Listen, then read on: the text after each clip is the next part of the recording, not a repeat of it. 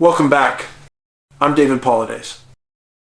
If you've followed our work at the Can-Am Missing Project, we deal in profiles. We look for the clusters. These are geographic areas where people vanish under circumstances that simply defy logic. No scent trails, no tracks. They often disappear right near the boundary of heavily used trails. Experienced outdoorsmen disappearing in seconds. Tonight, we are looking at the presence of something else. Something ancient that defies classification. We are going to explore the theory that some of these missing 411 cases aren't just people getting lost. They are people being hunted by things that are not natural. Skeptics always tell us it's just animal attacks. But let's examine the historical precedent of the beast of Gévaudan. France, 1764. A 3-year reign of terror, over 100 people. Torn apart, the attacks were relentless, spanning multiple seasons without hibernation or pause. This was no ordinary wolf. Witnesses described a reddish fur, stripes, and a size rivaling a bull. Eyewitness reports stated bullets simply deflected off its hide. But here is the missing 411 connection, the intelligence. This entity avoided military dragnets, ignored poison bait, and selected victims with predatory precision. It moved like a phantom, a creature seemingly aware of human weaponry and strategy. We see this calculated behavior in Tsavo, Kenya. 1898. The Ghost in the Darkness. 2 male lions without manes, hunting with an organized, strategic approach that baffled the engineers. They dragged men out of fortified tents, often bypassing easy targets for specific individuals. They kill for sport, not just for hunger. The locals were convinced they were demons, or skinwalkers of the savannah. They believed the lions were possessed by the spirits of vengeful ancestors. When nature behaves this way, calculating, fearless, supernatural, we have to ask, is this an animal or a camouflage for something interdimensional, something that only wears the face of a predator? Move north to Alaska, the 1,940 seconds, the entire town of Portlock, completely abandoned.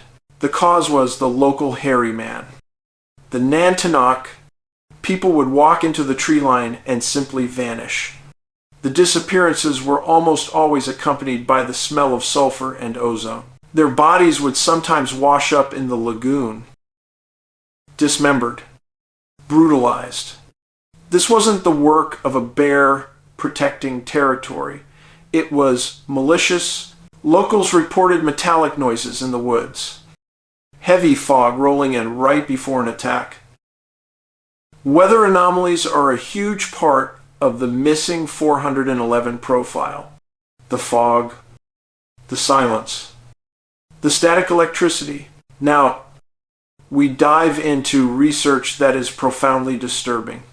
Indigenous oral history in the high Arctic speaks of something beyond the bipedal creatures. They tell of the Ossivak, a shape-shifting entity, a female giant spider that can appear as a massive woman.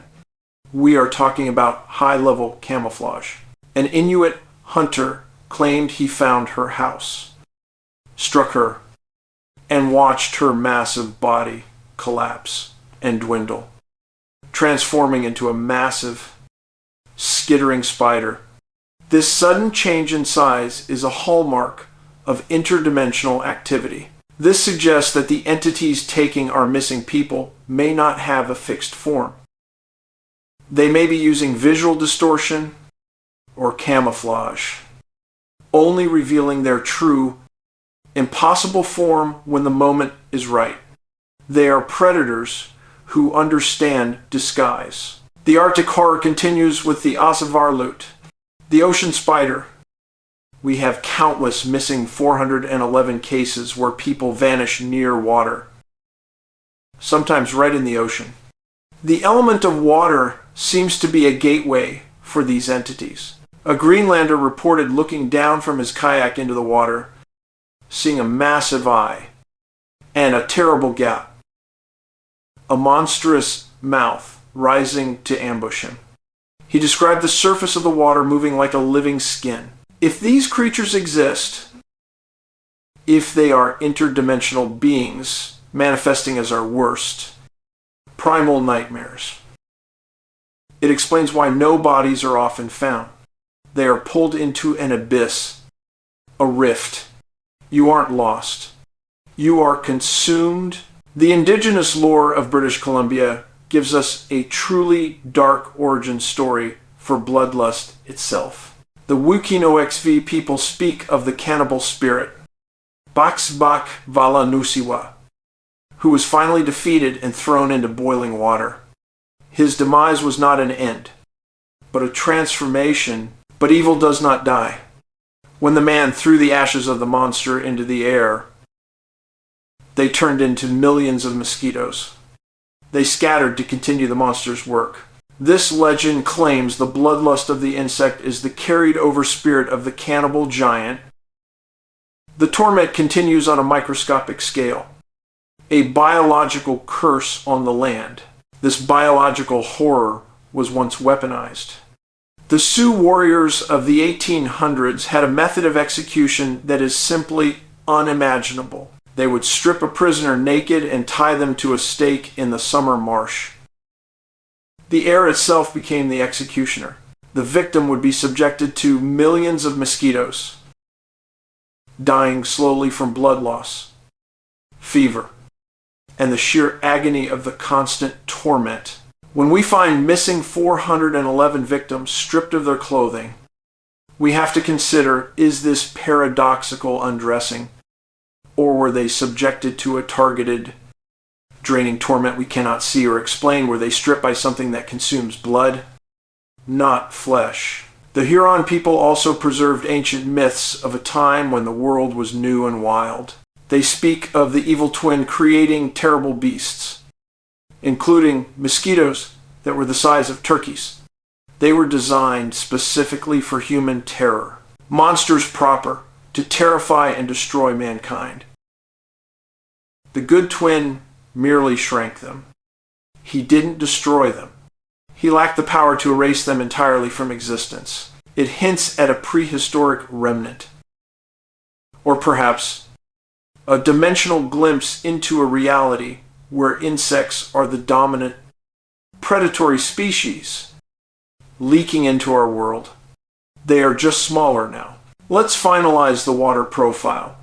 In the Bahamas, the blue holes, vertical ocean caves, are said to be home to the Lusca. Locals describe a massive, intelligent hybrid monster, part shark, part octopus, dragging victims down into the crushing dark where no light penetrates.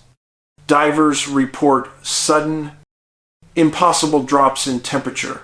And in the Congo, we have the Mokele Mbembe, a living dinosaur.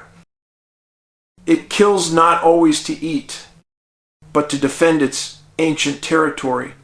It attacks boats with deliberate, tactical rage. These are not just cautionary tales.